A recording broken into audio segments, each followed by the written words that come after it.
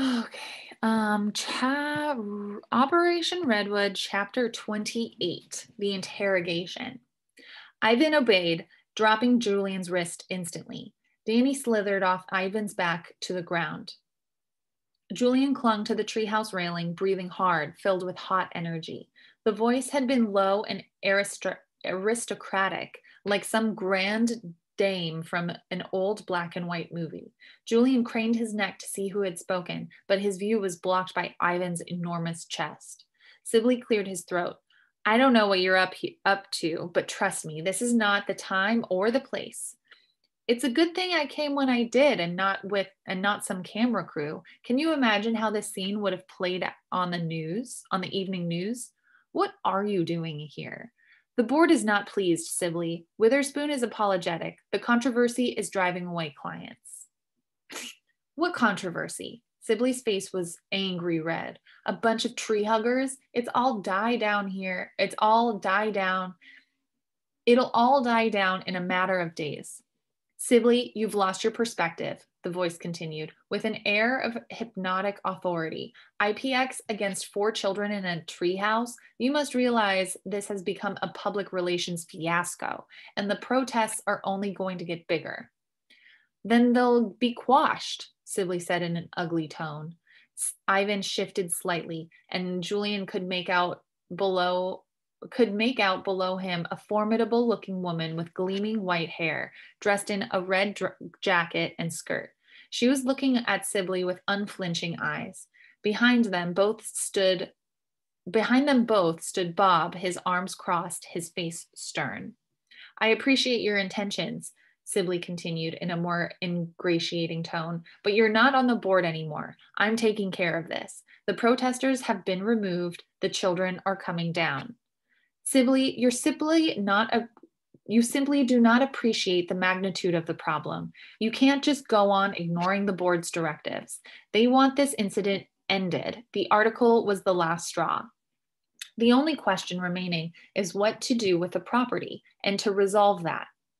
She lifted her head and Julian felt her search out his face and study it with unwarranted intensity. We need to bring these children down from the treehouse and give them a seat at the table. There had been no question of obeying the lady, as the children dubbed her. Ivan, chastened, dropped quietly down on his rope. Bob gave Sibley a dark glance, then watched over the children as they descended one by one over on the pulley seat. He instructed them to return to the house, then turned and followed Sibley and the lady down the trail toward Greeley Road. It was only when they had crossed the river and that the children realized they had abandoned their protest. But somehow, Julian thought, they had all understood without discussing it that they had no real choice.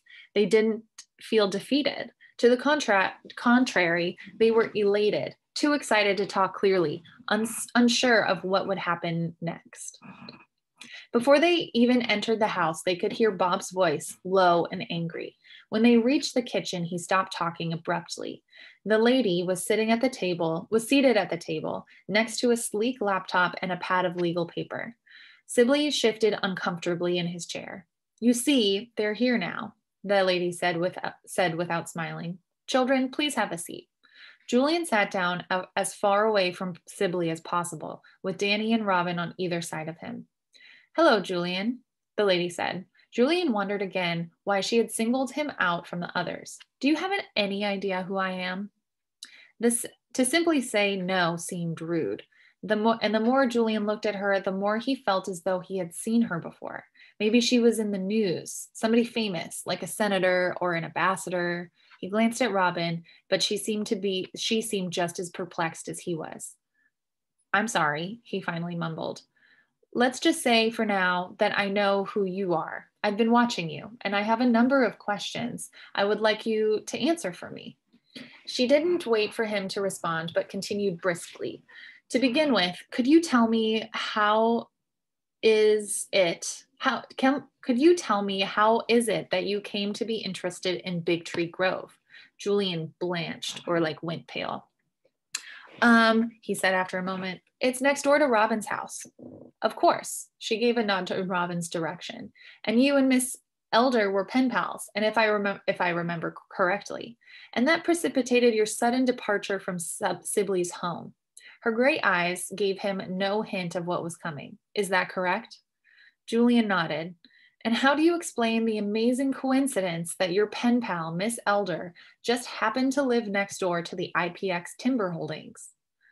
The moment Julian had dreaded had finally arrived. Perhaps they had been tricked after all. Perhaps the whole conversation with Sibley had merely been a ruse to get them down from the treehouse. I can't really explain that, Julian said at last. Then perhaps I can shed some light on the matter. She pressed a button on her laptop and an image appeared on the opposite wall. Ah, the wonders of modern technology, she said in a pleased voice. Tell me, do you recognize this email? There, on the wall, appeared his name, Julian, and beneath it is the terrible phrases that still haunted him. Lacks even the most basic social graces. Mother's lifestyle. Julian does resemble his father. The sullenness, etc. Intensive math. Julian felt his heart start to beat faster. Sibley was studying the projection with narrowed eyes. Julian searched the face of the white-haired lady for some clue as to how to answer. She was looking at him with an intensity that he took at first for anger, but then decided was simply curiosity. Yes, he finally stammered. Of course you do, she said, sounding pleased. And this one? At the top, it said, Sibley Carter is a moron and a world-class jerk. Sibley's face flushed to a bright pink. Robin squirmed in her chair and glanced nervously at her father. You recognize it as well? Julian's stomach was starting to churn. He was afraid he was going to throw up. But you erased the emails so your uncle wouldn't know you'd seen them. Well, yes. Julian didn't dare look at Sibley's direction. And yet here they are. You're surprised, I see, but I've learned that a computer never forgets. She carefully pressed a few buttons and the images disappeared. You see, I'm a great fan of mysteries, and when I saw your face in the paper, I knew this was my chance. Coincidence is the stuff of fiction, not real life. Something more than coincidence brought you to Robin Elder's house, and I came all the way here to find out what. And now I believe I have succeeded. It was Sibley's letter, followed by Miss Elder's email, which actually triggered your departure from Sibley's home. Am I correct? I guess so, Julian said. Well, they were already sending me away. Indeed, and prior to erasing the letter from Miss Elder, you relayed it to your good friend, Mr. Danny Lopez. Julian nodded mutely. Danny, for once, had nothing clever to say. You were able to manage all this while Sibley was away at a meeting, when you were alone, ill in his office, for hours, so I understand. Is that true? Well, the first email had my name on it, Julian ventured as a sort of apology, and the other was quite irresistible, I'm sure. She stared in an amused way at Sibley. You subsequently made contact with Miss Elder and ran away to her house. Julian nodded. You were, however, apprehended by Daphne and returned to San Francisco and ultimately to your maternal grandmother. And then a press release was issued. Julian nodded warily. A heartwarming press release, all about how IPX would do the right thing and save Big Tree Grove. She pressed another key and the press release appeared on the wall. Seeing it, Julian couldn't help but feel a surge of pride. He glanced at Danny, who was watching the woman warily. Bob scanned the text against the wall. Unfortunately, the lady continued, the Chronicle didn't print the press release in full, or even in part. Sibley had to provide me with a copy. But still, the grandeur of your vision and the attention to detail. For the first time, she looked truly happy. At first, I thought you might have had help, but the more closely I investigated, the more I was certain that you acted alone, with the assistance, of course, of your partner in crime, Mr. Lopez. Partner in crime? Danny looked worried. And then, of course, there was the password. Tell me, how did you manage to puzzle that out? Just a lucky guess. Julian wasn't about to admit going through Sibley's drawers. And at first you didn't if at first you don't succeed, try again. Remember, that was the password. The lady said archly. I used to tell your uncle that long ago. I suppose it sunk in. But in any case, the faux press release did not succeed, and there was no chance in IPX policy, and there was no change in IPX policy. No noble gesture from Sibley, no pabulum, just pabulum spit out by the corporate spokeswoman.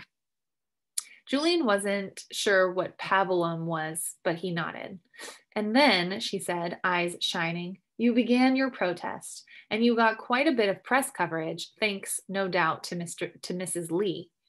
But really, did you ever actually believe, she asked in her cool tone, that you would succeed, that you could save Big Tree Grove?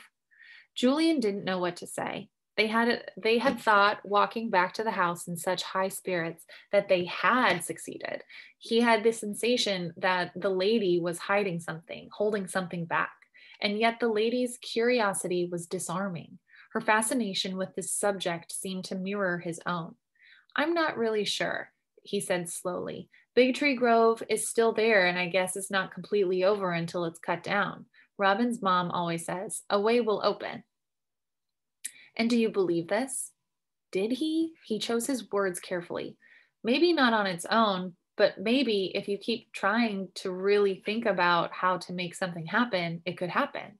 Not always, but if you're lucky. And do you think a way will open to save Big Tree Grove?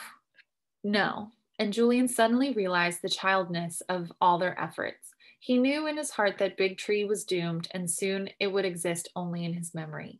Why not?